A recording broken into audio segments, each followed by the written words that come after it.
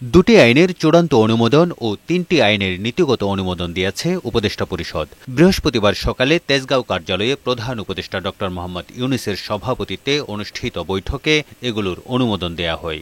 শ্রম ও গণপ্রতিনিধিত্ব আইন পাশ ও দুর্নীতি দমন কমিশন আইন, সুপ্রিম কোর্ট সচিবালয়, জুলাই গণ অভ্যুত্থান স্মৃতি জাদুঘর আইনের নীতিগত অনুমোদন দেয়া হয়। বিকেলে রাজধানীর ফরেন সার্ভিস একাডেমিতে প্রেস ব্রিফিংয়ে বৈঠকের বিস্তারিত তুলে ধরেন আইন উপদেষ্টা আসিফ নজরুল। বলেন, আরপিওতে ইভিএম বিলুপ্ত এবং ভোট গণনার সময় গণমাধ্যমের উপস্থিতির বিধান করা হয়েছে। জামানতের যে পরিমাণ সেটা 20,000 ছিল, এটা 50,000 করা হয়েছে। নো ভোটের একটা বিধান করা হয়েছে।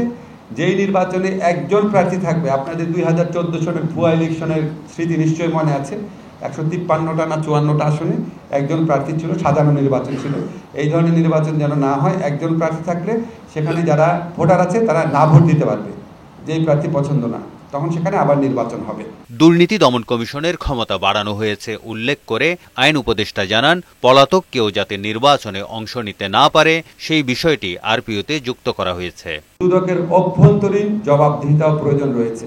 দুদকের কাজ দুর্নীতি দমন করা, কিন্তু দুদকের অনেকের বিরুদ্ধে দুর্নীতির অভিযোগ রয়েছে।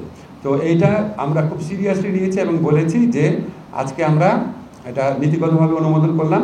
আইনটা চূড়ান্ত করার আগে দুদকের যে অভ্যন্তরীণ জবাবদিহিতার মেকানিজম সেটাকে আরো অনেক স্ট্রং করতে হবে। প্রধান উপদেষ্টার প্রেস সচিব শফিকুল আলম বলেন, বিমানবন্দরে আগুনের ঘটনা তদন্তে বিদেশি প্রতিষ্ঠানের সহযোগিতা নেওয়া হবে।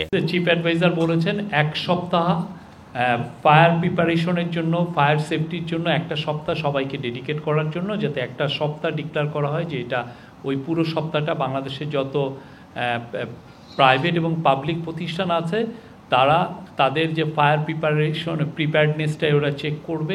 এ সময় রাজনৈতিক দলগুলোর সাথে সরকারের সম্পর্কের টানাপোড়েন নেই বলে জানানো হয় সংবাদ সম্মেলনে। তারেক শিকদার, বৈশাখী সংবাদ, ঢাকা।